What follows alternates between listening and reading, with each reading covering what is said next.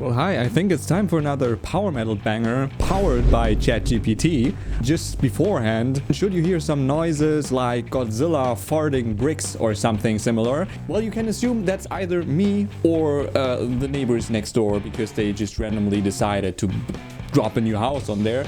Just don't ask.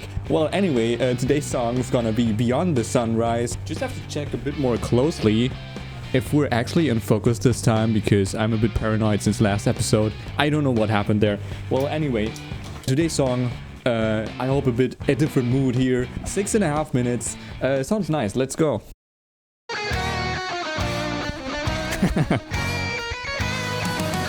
How new classical do you want it? Yes.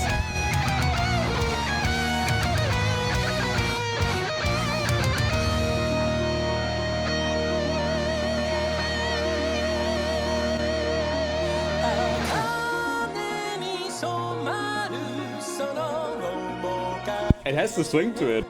Really cool.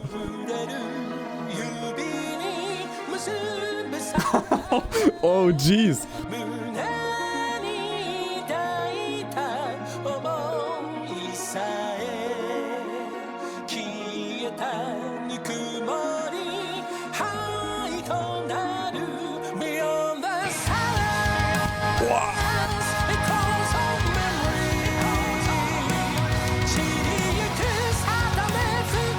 Quick guess here, right? That sounds very much like a Yuki song. I might be completely off with this, but just this like fetishization almost of this romanticized medieval sound, right? It had like in the beginning it sounded very baroque, but it also just I think sounds like a neoclassical fantasy. I always have to think about, you know, literary science class. In the Romantic ages, there was this kind of idea of this idealized medieval age, which was tried to be aesthetically captured. And this is like always what I think about when we have these really heavy Yuki songs. But then again, I might be completely off. Tell me if I'm wrong.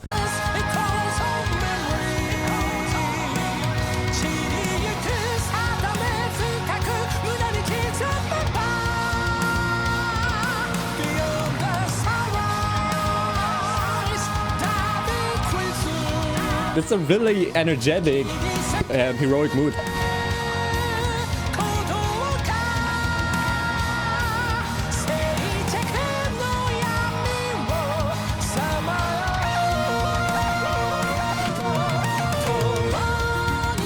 Classic proggy fling.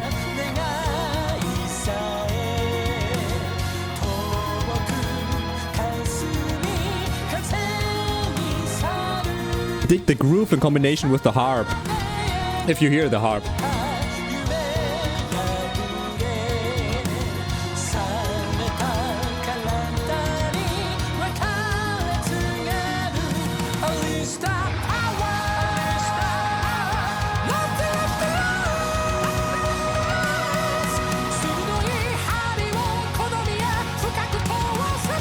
Is that a type of pre-chorus, perhaps?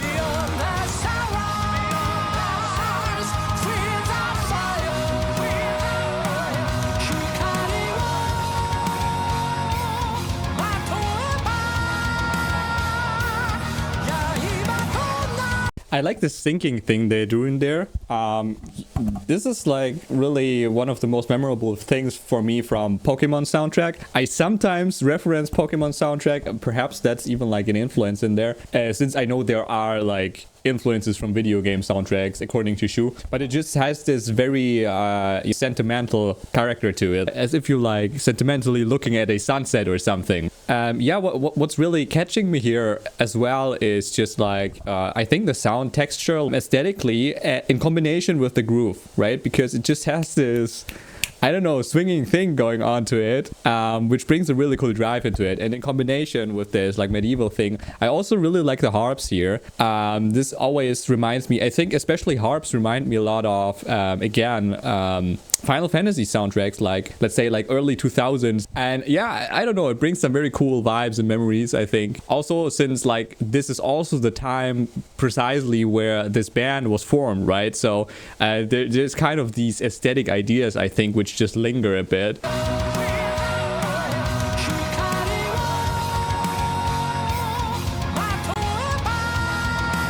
Hear the thinking.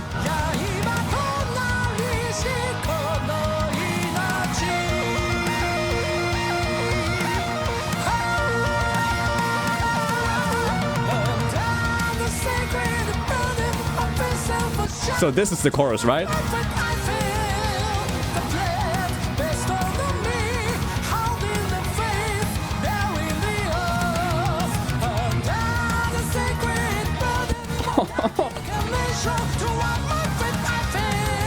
I actually don't know if it's the drums, but just something about it hits very heavily, like a very heavily armored knight riding type.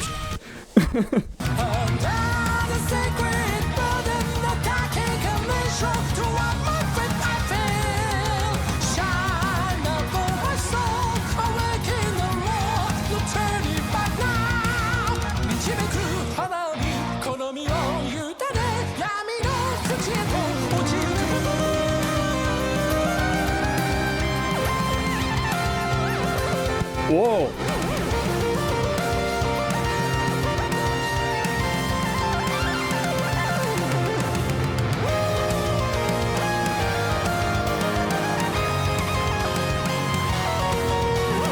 Whoa.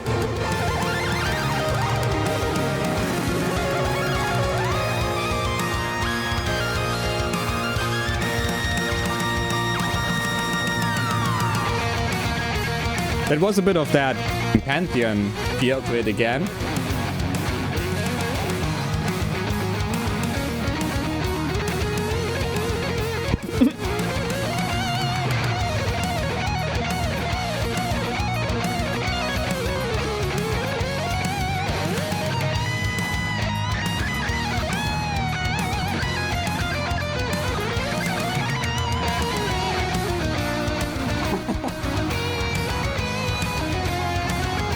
This main melody somehow is kind of cool.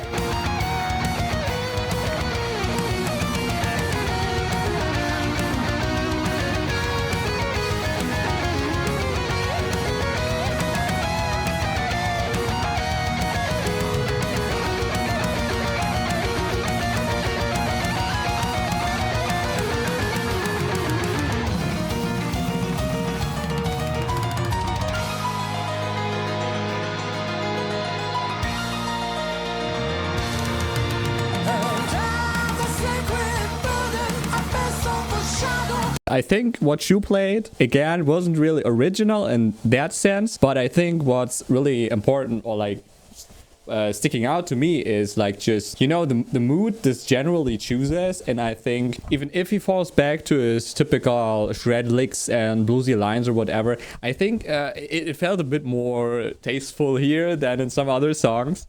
I mean, the standout here, of course, is definitely Yuki. I think someone in the comments actually mentioned that last time. And I just would be really surprised if this wasn't a Yuki song. So like, at this point, it seems to be very clearly his style. I like the aesthetic he chose there for the synth sound, especially in this song. This is something we don't have a lot of times. I think it reminds me a bit of that section in actually Terror of Your Chain from Phoenix Rising. We've listened 2 episodes or 3 episodes ago. And there's also an instance in Shining Moments where it's really about simulating this really bright sunlight type of stuff. Actually, while the song is actually slower than the other ones, it's not a speed metal song. It has this ongoing, I think, the galloping from A to B type of feel to it.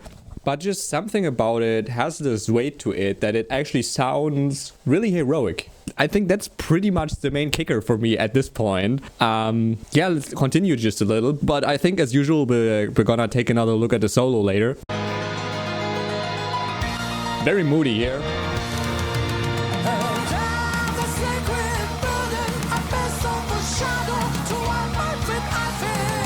How it's falling down all the time.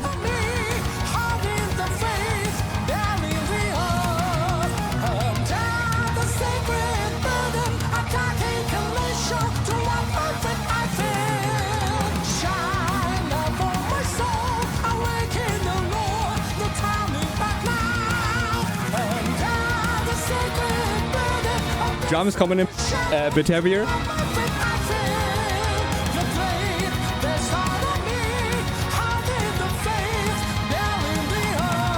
Violins coming in there in the background. I think a bit from below, actually.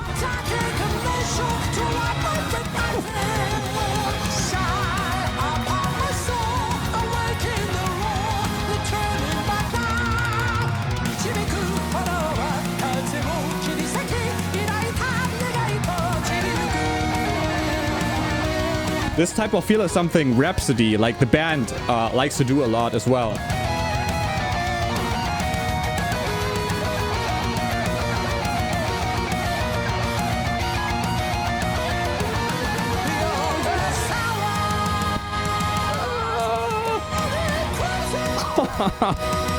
Let's go.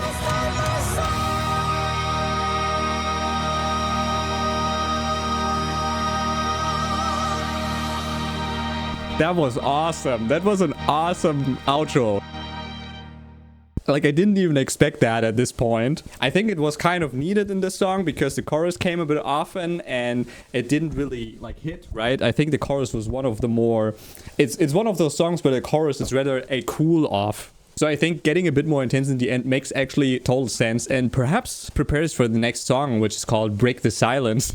So as expected, actually, this is one of the more like emotional, thoughtful songs. Just before I forget, I mentioned like the violins coming in there in the back. They also reminded me a bit of this, you know, old castle vintage type of feel they had, for example, in, I don't know, in really early times, like Advance to the Fall, Beyond the End of Despair era Galneryus, where they had this sometimes. Aside from that, rather a chill song, not many switches, I would assume. A bit more calm and repetitive, so I don't think like in the earlier sections there is something to specifically look into again. Here we have these very dramatic violins already in the background. I love that sound actually. In combination with the harp, it's actually the strongest Final Fantasy feel of the song probably in this section.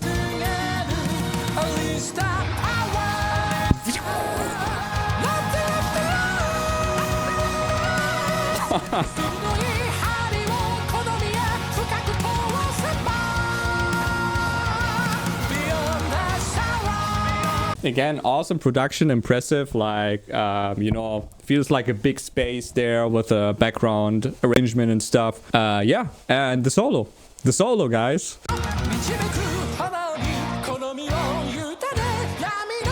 The Rhapsody stops. Oh.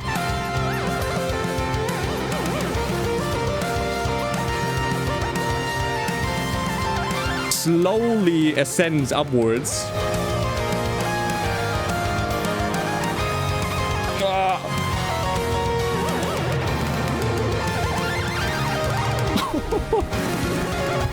That's awesome at this point.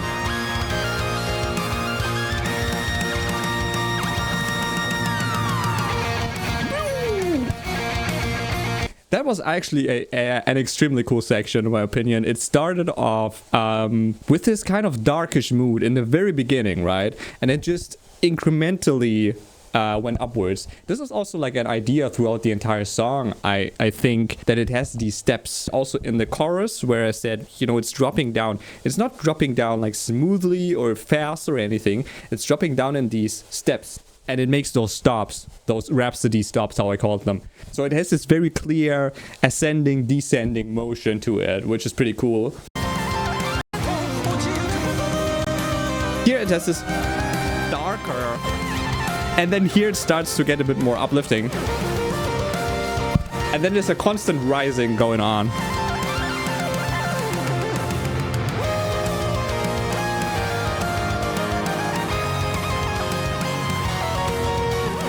And this weird fusion type of sound, I guess.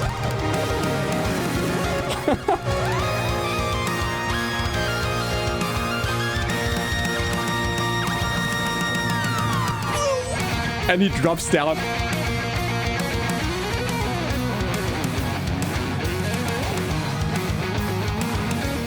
When he gets bluesy here, I love that.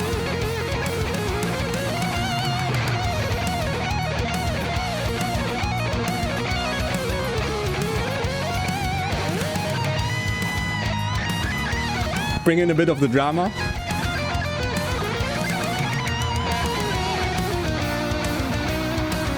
Gets a bit dramatic there just in the end, and then like with the final run or whatever that was, he gets back into this neoclassic. He transitions back into this neoclassical mood. So even though it's usual shoe stuff, it's of course still kind of meticulously crafted. Drama. Neoclassical. Very cool.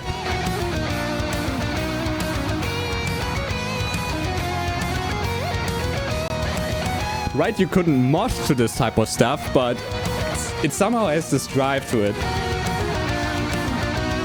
The drums do a lot here. I love the drums here. Just the sound of them. I don't know.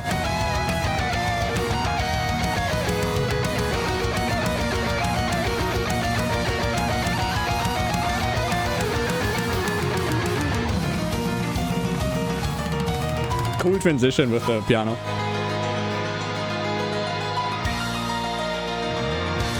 Everything stops for a second.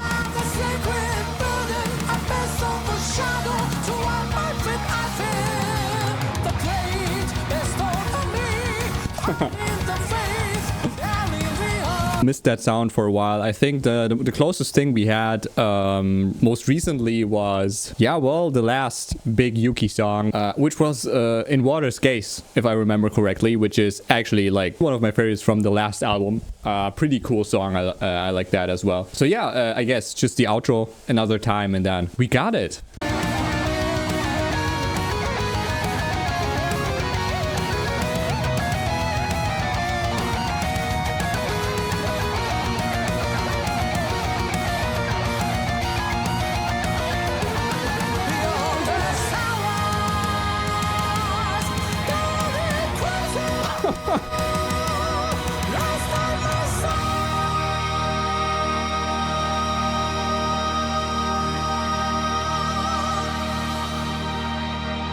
Ends like a classical song. I mean, if they would have had access to these instruments in Baroque times, you just know there would be someone who would do this type of stuff. So yeah, that's it for this song. Typically, Yuki songs have a different style of lyrics usually. That's like one clear difference, right? They have Japanese in pretty much every song at this point. No problem for me, I just have to translate. That silhouette, I think that's tinged, right? With crimson, fade bound to the fingers that touch it. Even the feelings I held close to my heart. The warmth that has faded turns to ash. This vibes like a Yuki song. Let's just put that other stuff down there. So that's English, right? It's English, Japanese, English, Japanese. Beyond the silence, echoes of memory. If I carve this fading fate deep into my heart, beyond the sunrise, dyed in crimson. A heart that beats wildly wanders through the darkness of silence. As usual, I don't know what part is what, but I think through the repetition we should see what the chorus is. So it has this really abstract, imagery, symbolic type of feel to it. Again, that's kind of what Yuki songs feel like to me. So it just checks all the boxes, I think. And I kind of dig it because it fits like with this romanticized medieval sound he's going for. But let's just look like what this actually is about. That silhouette tinged with crimson, I think this is when it starts, and I think that might be actually, the sunrise, simply because the song is called Beyond the Sunrise. Silhouette, he's looking at a distance probably, right? And it's crimson colored, and this has some certain symbolic value. There are some emotions tied to it, which are rather unspecific. Fate bound to the fingers that touch it. Even the feelings that are close to my heart, the warmth has faded, turns to ash. Beyond the silence, echoes of memory. So he's alone, this typical sentimental, reflective type of thing. If I carved this fading fate deep into my heart, beyond the sunrise, dyed in crimson. A heart that beats wildly wanders through the darkness of silence. So there is something that goes away, right? We have fading here, the warmth that has faded, and this fading fate. He also has two times like my heart, right? Even the feelings I held close to my heart. If I carve this fading fate deep into my heart, so it's something very important to him. A heart that beats wildly wanders through the darkness of silence. Here we have this image with like this contrast. A heart that beats wildly, right? You sense this as a rather loud thing, I suppose, through the darkness of silence, like while everything else is kind of silent. And so this is why this is also a bit of a calmer song, I suppose. Even the wishes we swore together fade into the distance, carried away by the wind. The dreams we painted layer upon layer are shattered. This layer idea, I think, aligns very well with, you know, the steps we have there. And it kind of gets this, you know, notion of something is built up and it's tearing down. And this is also like what Yuki's part essentially does. So that's kind of like House of Cards or something. I bid farewell to this cold, lifeless body. So he has to leave something behind, essentially. And there's another instance following. Unleash the power, nothing left to lose. If a sharp needle pierces deep into my body, beyond the sunrise, feed the fire, wrapped in light. This life becomes a blade. So this is almost a bit too much with the symbolism and imagery. At this point, it almost becomes incoherent. We had this beating heart idea in the silence. Unleash the power. There's nothing left to lose. I mean, we had this idea of like everything collapsing and falling apart and stuff, and like leaving all the wrong things behind. So this aligns kind of with that theme, I suppose. If a sharp needle pierces deep into my body. Yeah, I guess just a notion of pain brought in there with a very specific visual idea. Beyond the sunrise, feed the fire. Wrapped in light, this life becomes a blade. And this kind of mirrors this, you know, sharp needle, this life becomes a blade. It's kind of like combines together. It's kind of interesting actually to me to read this. So it's about unleashing the power. It's like part of the process is like a sharp needle piercing my body. So it's something sharp hurting myself, right? But the result is like my life becomes a blade, right? My life becomes this sharp thing which can pierce through whatever else. So this is kind of the trade here which is going on. There's a sort of transformation going on. Under the sacred burden, a vessel of shadow, toward my fate I fell. The blade bestowed on me, holding the faith, bearing the oath. Under the sacred burden, a dark incarnation, toward my fate I fell. Shine upon my soul, awakened I roar. No turning back now. And 2 Japanese lines. Okay, let's just look at that for a second. A sacred burden, which kind of elevates whatever he's dealing with to something which seems very important on a grand scale. A vessel of shadow, toward my fate I fell. It seems like there's some idea of, you know, he's a certain vessel. A vessel of shadow here, which is supposed to bear some sort of power or mission, right? Under the sacred burden. And this is also like characterized by, you know, the fire, the light, or the power. He's supposed to carry this type of thing, and without that he's empty. And it's like the sacred burden which is put upon him, holding the faith, bearing the oath, right? There's an oath going on. A dark incarnation, toward my fate I fell. I fell toward my fate, right? I didn't choose it, fell into it.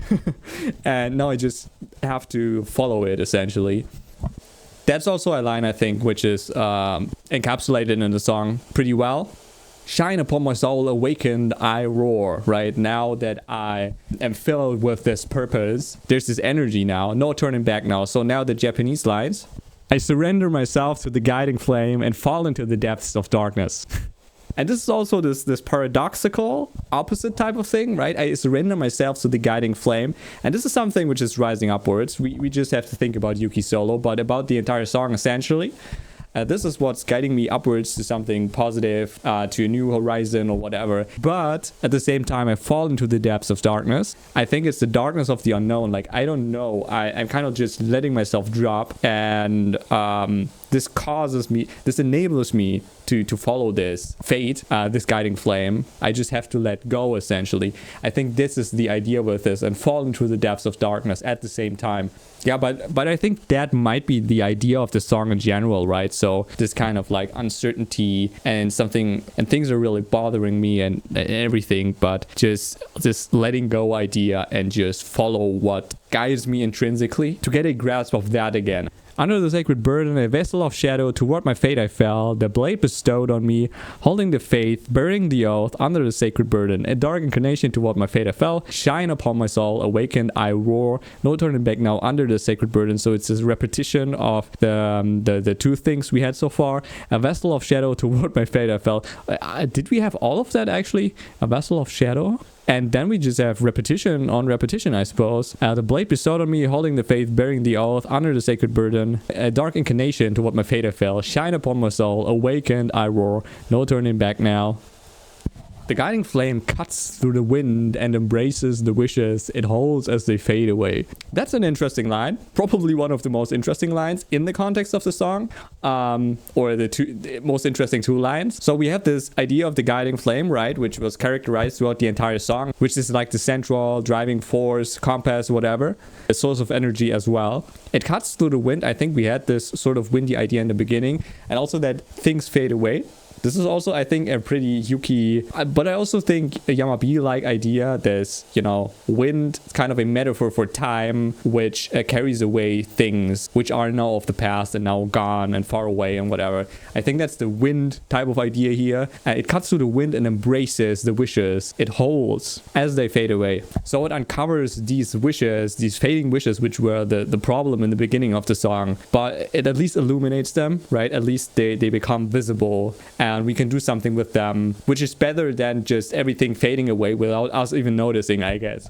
So it kind of has this a bit bittersweet notion. Writer's Yuki, it's actually noted here. I mean, I'm not surprised whatsoever. He's going really aggressive with his style here, right? It's even more aggressive, I think, than in other songs I know from the top of my head, but that's not a bad thing necessarily. So the last line is, beyond the sunrise, dyed in crimson, rise now my soul. The soul rising, right? I think he likes that type of theme. I like it as well, so keep going, bro.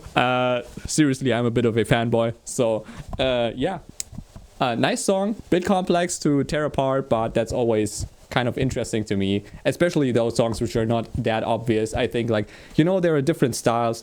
I think Shu is a bit more direct. In case he writes, it appears to me Sho is writing a lot of the songs, right? We have also got to know his style. It's kind of interesting to follow through this chronologically because you really get this differentiation between the styles. If like Taka writes a song, for example, I think there was a song on the last album, at least one song which Taka wrote, which was very clear because it was so different from how it was written. And also how Yamabi approached songs. Like there's a very clear difference, and especially if Sho writes a song, it's pretty obvious because it's like very specific, very concrete with like specific struggles.